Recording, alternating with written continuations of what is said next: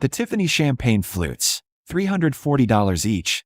I checked the receipt, caught afternoon light as Daniel stood and tapped his knife against crystal. My baby shower. Our baby shower. 7 months pregnant, sitting in a chair decorated with white ribbons and gold balloons that spelled out Baby Chun. Everyone, if I could have your attention. 2:47 p.m. Saturday. The garden of his mother's estate in Greenwich. 73 guests, mostly Daniel's family and colleagues. My own mother sat to my left, her hands suddenly gripping mine. I have an announcement to make. Amber, his 24-year-old assistant, stood near the dessert table in a dress that cost more than my monthly salary used to. Before, she was smiling. This isn't easy to say, but I believe in honesty. Transparency. Daniel's voice carried across the garden. The same voice he used for board presentations. Mayim and I are getting divorced. Silence. Complete, suffocating silence. I'm in love with someone else. Someone who shares my ambitions, my vision for the future. Someone who isn't content being ordinary. My mother's fingers dug into my palm. The baby kicked hard against my ribs. Let me take you back to where this actually started. 12 weeks earlier, when everything was still balanced on the edge of breaking. 12 weeks earlier, the office building was glass and steel, anonymous, in a part of Manhattan Daniel never visited. 10:23 a.m. Tuesday. I sat across from Richard Morrison, CEO of Morrison Tech, and tried not to let my hands shake. Ms. Reeves. He used my maiden name, the one on all my patents, my business registrations, the articles in industry journals Daniel never read. Your AI algorithm is remarkable. Revolutionary, really. Thank you. I was 4 months pregnant then, wearing a loose blazer to hide it. Daniel didn't know about this meeting. Didn't know about any of them. Chin Industries would kill for this technology. Richard smiled. Your husband's company, correct? Yes. Does he know you developed it? No. Richard leaned back. $500 million. That's our opening offer. For exclusive rights to your algorithm, plus a 5-year consulting contract. The number hung in the air like smoke. I'll need to think about it. Of course. But Ms. Reeves? Don't wait too long. Technology moves fast. And I suspect your personal situation may become complicated. He knew. Somehow he knew. I'd met Daniel 6 years ago at a tech conference. I was presenting research on machine learning applications. He was VP of innovation at his father's company, handsome in an expensive suit, confident in that way wealthy men are when they've never been told no. He pursued me. Flowers, dinners, weekend trips to vineyards. I was a graduate student living on ramen and coffee. He was sophistication and security and a future that didn't involve student debt. You're brilliant, he'd said on our third date. You could work anywhere. But why exhaust yourself? Marry me. I'll take care of everything. I said yes. I also kept working. Quietly. At night, after Daniel fell asleep. On weekends when he played golf. I built something revolutionary. An AI that could predict market trends with 97% accuracy. I just never told him. The pregnancy was unplanned. Daniel's reaction at 6 weeks was restrained. A baby. Wow. That's big. He'd gone pale. Are you sure you're ready? You've been so focused on your little projects. My little projects. The algorithm that 3 different companies were now bidding on. I'm sure. Well, he'd kissed my forehead. I suppose it's time anyway. My father's been asking about grandchildren. This will make him happy. Not this makes me happy. Just, this will satisfy an expectation. I should have known then. Amber started at Chin Industries 4 months into my pregnancy. Young, ambitious, with an MBA from Wharton and legs that went on for days. She's brilliant, Daniel said at dinner one night. Reminds me of myself at that age. Hungry. Driven. He stopped coming home for dinner. Then stopped coming home before midnight. Big project, he'd say, loosening his tie at 1 a.m. Amber's been invaluable. She really understands the vision. I'd nod, smile, return to my laptop and my code and my secret. The baby kicked for the first time at 23 weeks. I was alone. Daniel was at a client dinner that his credit card statement would later show was actually at the Peninsula Hotel. Room 847, charged to his personal card. I called Richard Morrison the next morning. $500 million. I accept. Excellent. We'll have contracts ready by end of week. Ms. Reeves, you've made the right choice. I signed the papers at 26 weeks pregnant. My lawyer, someone Daniel had never met, would never meet, witnessed. The money would hit my account in 3 business days, pending final verification. That was Thursday. The baby shower invitations went out Friday. Daniel asked for a divorce on Saturday. Which brings us here. Now, to this moment in the garden with 73 witnesses and my mother's hand crushing mine. I'm sorry it has to be like this, Maya. Daniel's voice was gentle, pitying. But I can't live a lie. Amber and I are in love. Amber moved to his side, her hand on his arm, possessive. You'll be taken care of, obviously. The prenup is clear, but I'm not heartless. You'll get the condo in Brooklyn, a reasonable monthly allowance for the baby. My lawyers will contact you Monday. The prenup, the one I'd signed 6 years ago when I was nobody, when I owned nothing. My phone buzzed in my pocket. I knew without looking, the wire transfer had cleared early. $500 million now sat in my account. And Daniel had absolutely no idea. Daniel. My voice cut through the murmuring crowd. Can I speak with you privately? Maya, I know this is difficult, but privately. Now. Something in my tone made him pause. Amber's smile flickered. Fine. Let's go inside. My mother stood to follow. I shook my head. She understood, sat back down, but her eyes were fierce. The study was dark mahogany and leather, Daniel's father's domain. I closed the door. Daniel leaned against the desk, arms crossed. If you're going to make a scene, tell me about the prenup. He blinked. What? Our prenup. Remind me of the terms. Maya, you signed it. You know the terms. Assets acquired before marriage stay separate. Assets acquired during marriage are split based on contribution. Since you haven't worked, you get the agreed upon settlement. It's all very standard. And my little projects? The work I did at night. His face shifted, impatience, condescension. Your hobbies? Maya, be realistic. Whatever you've been tinkering with, it's not going to change your financial situation. Tinkering. I smiled. Is that what you'd call an AI algorithm that can predict market trends with 97% accuracy? Silence. What are you talking about? I'm talking about the technology one developed. Alone.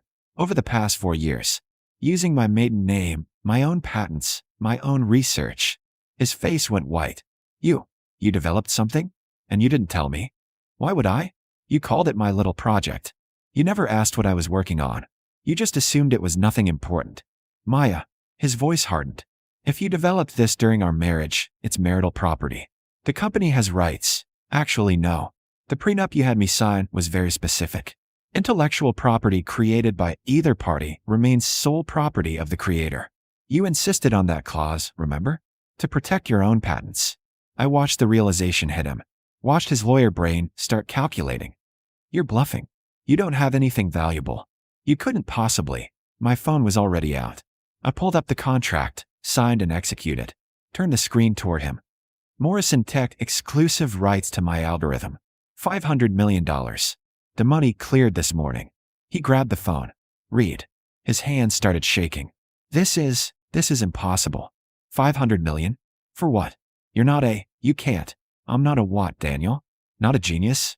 Not capable? Not worthy of being taken seriously. I would have helped you.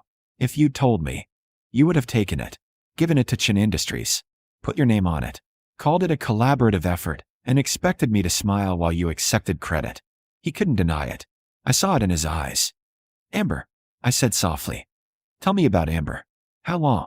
That's not relevant. 6 months? 7. Started right around the time I told you I was pregnant. His jaw clenched. You don't understand the pressure I'm under. My father expects me to expand the company, to innovate, to steal from your wife? I didn't steal anything. I didn't even know you had. He stopped. Maya, listen, we can work this out. Forget the divorce. Forget Amber. We're a team. We can use your technology together. With Chin Industries resources, no. Maya, I'm not giving you anything, Daniel. Not my work, not my money, not another second of my time. He moved toward me, not threatening, but desperate. The baby, our baby. You can't raise a child alone. I need nothing from you. Legally, you owe child support based on your income. I'll have my lawyer contact yours. Beyond that, we're done. Your lawyer? He laughed, high panicked. Maya, you can't afford a lawyer. You've never worked. You don't even have your own bank account. I smiled. I have 17 bank accounts, actually, all under Maya Reeves. All established over the past 4 years. The primary one currently holds As of 9:47 this morning, $500 million. The color drained from his face. Reeves, you kept your maiden name on everything. For exactly this reason. You planned this. The whole time, you were planning to protect myself? Yes. To build something independent? Absolutely. To divorce you? I put my phone away. No, Daniel. That was your idea. I was just smart enough to be prepared. A knock on the door. Amber's voice, uncertain. Daniel? Everyone's waiting. Should I tell them? Tell them the truth. I called out. Tell them Daniel made a mistake. Tell them he didn't know who he was married to. I opened the door. Amber stood there, beautiful and young and suddenly uncertain. You're Maya Chen, Daniel's wife. The quiet one who never works. Maya Reeves, AI developer, millionaire as of this morning. I looked at Daniel, slumped against the desk. He's all yours, Amber. Good luck. I walked back to the garden. 73 faces turned toward me. My mother stood. Maya, the shower's over. Thank you all for coming. There are some changes happening, but the baby and I are going to be just fine. Daniel's mother, Patricia, approached slowly. Maya, dear, what's happened? Daniel announced he wants a divorce. He's in love with his assistant. I'm sure he'll explain everything. I picked up my purse. Thank you for hosting today, Patricia. I'm sorry it ended like this. Her hand caught my arm. Did he hurt you? He tried. He failed. Understanding flickered in her eyes. Good. My mother drove me home. Not to the Brooklyn condo Daniel mentioned. That was never mine, just another thing he controlled. To my real apartment. The penthouse in Tribeca I'd purchased 3 months ago under my maiden name. How long have you known? She asked as we drove. About Amber? 2 months. About who Daniel really is. Much longer. She was quiet for a long time. Then, I'm proud of you. Not for the money. For not letting him make you small. The lawsuit came on Monday. Daniel was suing for half my earnings, claiming the algorithm was developed using marital resources and time.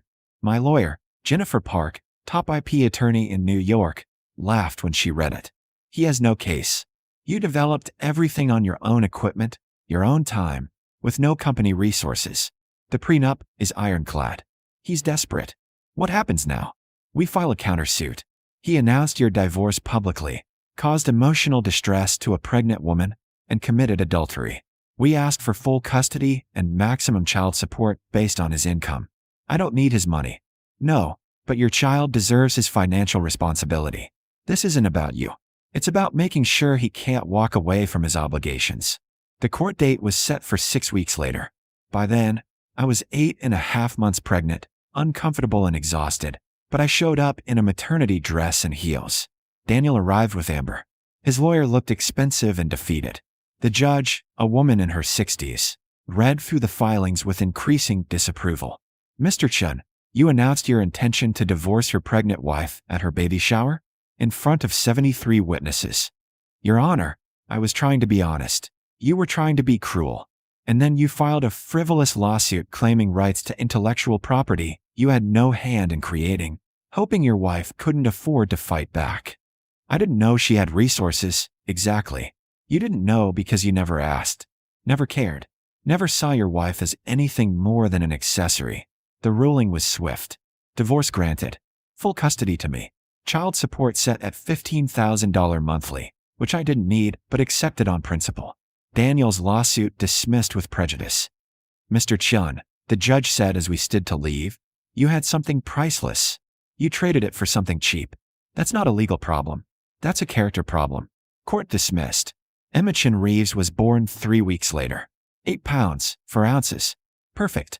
I held her in the hospital room, private, top floor, overlooking Central Park, and thought about all the nights I'd spent coding while Daniel slept. All the times I'd bitten my tongue while he dismissed my work. All the strength it took to stay quiet while building something he couldn't touch. My mother sat beside me. She's beautiful. She is. What happens now? I looked at my daughter, at her tiny fingers wrapped around mine. Now we build.